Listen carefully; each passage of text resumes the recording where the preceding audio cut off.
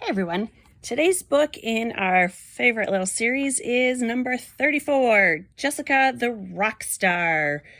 Jessica is evidently done being a serious actress. That was too much work, so let's try something else.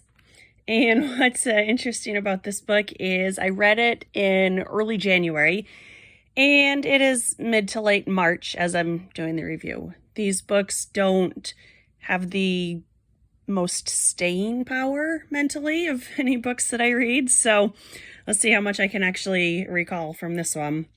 Usually when I do the Newbery reviews or serious book reviews, I have a script or at least a guideline outline written down. And the Sweet Valleys, I just kind of talk off the cuff. So yeah, let's see. Can I make it to 6-7 minutes without an excessive number of ums? So let's see what we have.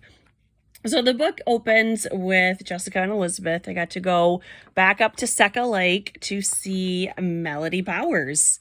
And right on actually page 1 to page 2, Jessica declares, and this is just a little gripe, the line spacing is off right on page 1. There's a paragraph that's been indented too much, but Elizabeth blinked at the light that spilled from the bathroom. She pushed her tangled blonde hair out of her face and sat up.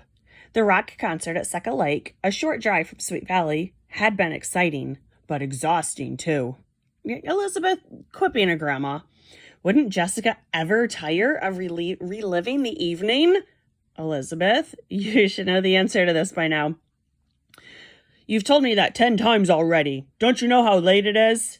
Who cares? Jessica grinned. Melody Power is absolutely the greatest rock singer in the whole world. Which is funny because I always thought Johnny Buck was the greatest rock singer. Jessica, make up your mind. So after the show, Bruce Parkman and a couple of his friends start a band, and Jessica decides that, of course, she has to be the lead singer because who possibly in the school would be better at being a rock singer than Jessica? Dana Larson, for one. That's my very first guess. And actually, Dana does try out. It's on page 36 here where they're at the tryouts. And Elizabeth, of course, being a busybody, is going along to watch because reasons. She has no reason to be there. But a few minutes later, Bruce announced, "Okay, we're ready to play." Jessica had her own opinions about that, but she kept her mouth shut. And I love the snark there. Elizabeth is always such a little goody-goody that I do like when she's kind of snarky and we get to hear her thoughts. So Dana, of course, does a really good job at the tryouts. And Jessica, who, funny enough, has a really good singing voice, which we learned in Super Special 2, the Holiday Mischief one, where they go to DC and meet Leslie. She normally has a beautiful voice, but for the sake of this story, her voice is terrible. Mainly because she's not singing like herself. She is trying to sing like Melody Power. And that name bothers me. It should be Melody Powers. Just, grammatical gripes. So Bruce, I'm guessing, is the one in the turquoise on the front cover. He's supposed to be the dreamiest boy in 7th grade. I beg to differ with that assessment. And I think the other one is supposed to be Aaron, who does not look happy to be there.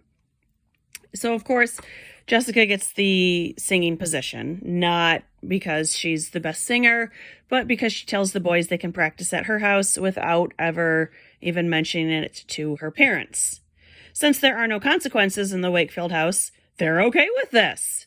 And not only do they practice there, they leave their equipment there, and Jessica feeds them every single time they come to practice.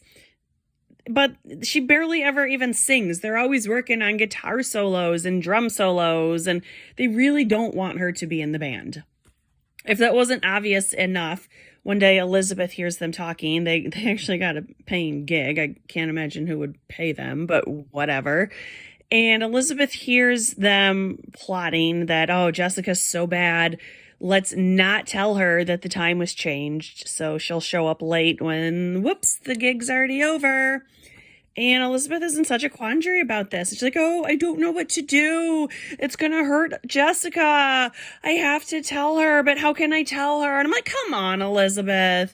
You never have problems with this any other time. You're quite the dream killer. So suck it up, have the uncomfortable discussion, and talk to Jessica.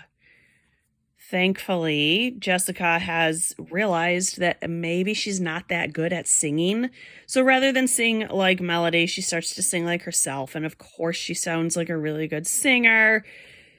Elizabeth then can confidently tell her that the gig has changed. She won't embarrass herself and everything's fine.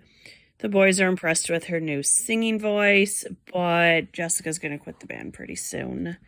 So I don't know what her next endeavor will be.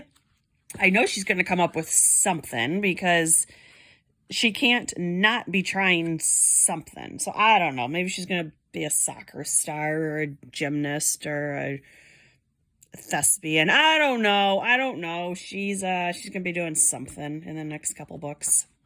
The immediate next book is called Amy's Pen Pal. Where has Amy's pen pal gone? Find out in Sweet Valley Twins, number 35, Amy's Pen Pal. That's a real original title there.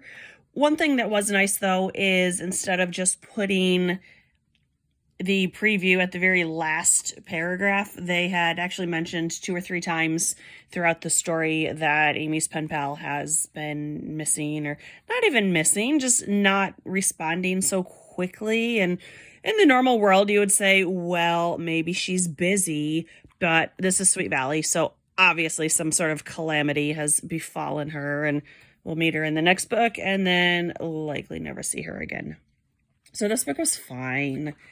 You know, Jessica has these great ambitions, and just when it seems like she's going to be embarrassed, but wait, everything turns out perfectly fine, and she gets to be the center of attention, and there's no consequences for any of her actions. And Jessica is seriously, you would say in a normal world that she's going to have a rude awakening when she graduates high school, but she doesn't. I've read 1 or 2 of the Sweet Valley University, and I have read at least 1. I know Francine Pascal did the Sweet Valley Confidential and something else. I know I've read 1 of them. It was horrendous. I'm going to read it again after I finish these. But even in those, everything works out perfectly for Jessica, and it's completely unrealistic. This book was fine. It's quite forgettable. It's fine if you like Jessica singing because you didn't get enough of Jessica being an actress, or Jessica being the center of attention in book 18. It's fine. Not my favorite. Didn't hate it either. I do like the background color, this bluish purple. That's a pretty color. So it's kind of sad that my favorite thing about the book is the background color. So I will get to Amy's Pen Pal soon enough. This was Jessica the Rockstar. Can Elizabeth keep her twin from putting on a terrible performance? Of course she can. Elizabeth can do everything. See you soon. Bye.